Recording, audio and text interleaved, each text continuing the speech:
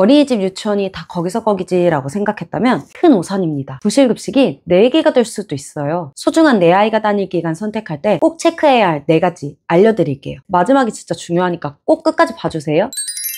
내 아이가 다닐 기간 아무렇게나 정할 순 없으니까 여기저기 물어도 보고 상담도 가고 설명회도 가봐도 솔직히 잘 모르시겠다고요? 세상에 좋은 원 너무 많죠. 좋은 원장님, 좋은 선생님 진짜 너무 많아요. 그런데 아닌 곳도 있어요. 주변에 얘기 들어보면 여전히 부실급식 문제도 있고 제가 맡았던 아이 중에 이전 기간에서 아동학대 겪어온 아이도 있었어요. 그런 곳에 우리 아이 보낼 수는 없잖아요. 그래서 오늘은 꼭 피해야 할 기간 특징 4가지 알려드릴게요. 첫 번째, 프로그램이 과하게 많다. 우리 원은 이런 것도 하고 저런 것도 하고요. 프로그램이 정말 많아요. 많으면 좋은 거 아니냐고요? 다 좋은 거 같아 보인다고요? 물론 다 좋겠죠. 근데 그걸 왜 하는지에 대한 철학이 없으면 겉핥기식 교육만 하는 곳일 수도 있어요. 아무리 좋은 프로그램 가지고 와봐야 그걸 실행하는 사람이 전혀 이해하고 있지 못한다면 아이들에게 제대로 가르쳐 줄 수가 없겠죠. 제가 한 원에 근무했을 때 미리 안내받거나 교육받은 게 없었는데 갑자기 몬테소리랑 가베교구를 주면서 수업을 하라고 하는 거예요. 결국 부랴부랴 인터넷에서 급하게 자료 찾아서 수업했던 기억이 나는데요. 이런 경우가 종종 있어요. 부모님들한테는 우리 이런 거 한다 저런 거 한다 이렇게 말하지만 정작 그걸 실행해야 될 교사들은 뭘 하는지조차 모르는 거예요. 그리고 이런 것은 아이들이 해야 할 게 너무 많아서 자유롭게 놀 시간이 부족해요. 아이들은 놀이를 통해서 스스로 선택하고 부딪히고 해결하면서 배우거든요. 그런데 그런 것들을 경험할 시간이 부족해지기 때문에 결국 시키는 건 잘하지만 스스로 할 수 있는 능력은 약해지는 거예요. 겉으로는 잘 따라가는 것 같아도 안에서는 생각하는 힘이 멈춰버리는 거죠. 두 번째 특징은 원장님의 태도. 밝고 친절한 미소, 수려한 입담에 혹하셨나요? 제가 일하면서 솔직히 말 잘 못하는 원장님은 거의 본 적이 없어요. 치열한 이사계에서 살아남으려면 그 정도는 기본 옵션이죠. 근데 진짜 봐야 하는 건 따로 있어요. 교사들을 대하는 태도. 이게 낯선 사람, 특히 부모님한테는 의식적으로 행동하니까 숨길 수가 있는데 평소에 교사들을 막대하는 사람이었다면 자기도 모르게 그런 행동이 나올 수도 있어요. 지시적인 말투라든지 하대하는 행동이라든지요. 그런 찰나의 순간이 바로 찐 모습인 거죠. 그런 인성을 가지신 분이 운영하는 곳에서 당연히 아이들을 위한 교육을 할 리가 없겠죠. 아이들을 돈으로밖에 보지 않거나 진심으로 대하지 않을 거예요. 세 번째 특징은 교사들의 표정과 분위기. 우리 아이가 하루 종일 만나게 될 사람은 바로 우리 선생님이죠. 그런데 원에서 만난 교사들의 표정이 대부분 어둡다면 우리 아이가 만나게 될 얼굴도 그 어두운 표정일 거예요. 아무리 밝고 열정 넘치는 좋은 교사라도 너무 과중한 업무라든지 동료들과의 문제라든지 원장님의 갑질이라든지 이런 상황 속에서는 자기 능력을 발휘할 수가 없어요. 오히려 꺾이죠. 그리고 그 원을 떠나버려요. 그래서 그런 곳들은 교사가 자주 바뀌어요. 무조건 근속연수 높은 게 좋다고 말할 수는 없지만 너무 자주 바뀐다면 주의하시는 게 좋아요. 제가 정말 좋아하는 선생님이 한 분 계셨는데요. 진짜 아이들을 너무 사랑하시고 항상 배우려고 하시고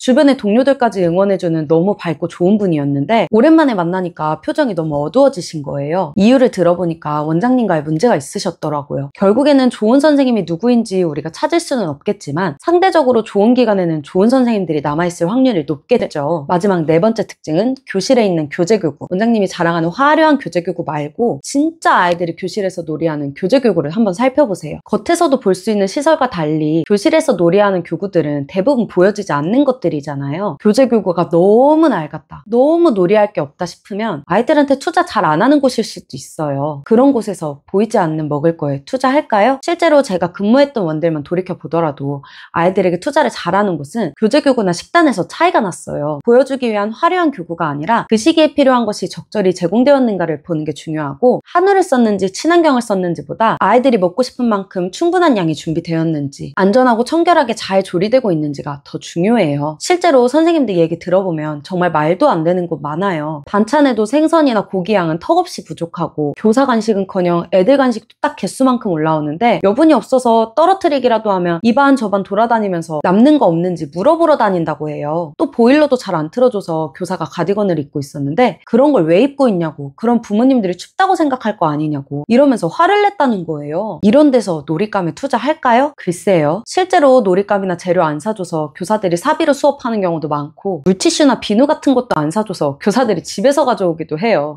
얘기하다 보니까 약간 현타가 오네요. 저도 물론 새 거, 좋은 것만 많이 주는 곳이 좋다고 생각하지는 않아요. 사실 운영비는 정해져 있기 때문에 조금 더 보여지는 곳에 쓰는 것이 원화무 집에는 좋겠죠. 그리고 요즘에는 교육적인 목적으로 놀잇감을 많이 배치 안 하는 곳들도 있으니까요. 근데 그것과 투자를 안 하는 건 아예 다르죠. 그게 겉에서 보이는 시설 말고 교실을 보셔야 하는 이유기도 해요. 물론 제가 오늘 이야기한 것들 중에 한 가지 모습이 보인다고 해서 그 원이 꼭 나쁜 원인 건 아니지만 여러 가지 문제가 보인다, 아니면 상담 내내 제 얘기가 떠올랐다 라고 한다면 조금 더 주의하시는 게 좋겠죠? 이 외에도 유치원 어린이집에 대해서 궁금하신 점이 있다면 아래 댓글로 남겨주세요.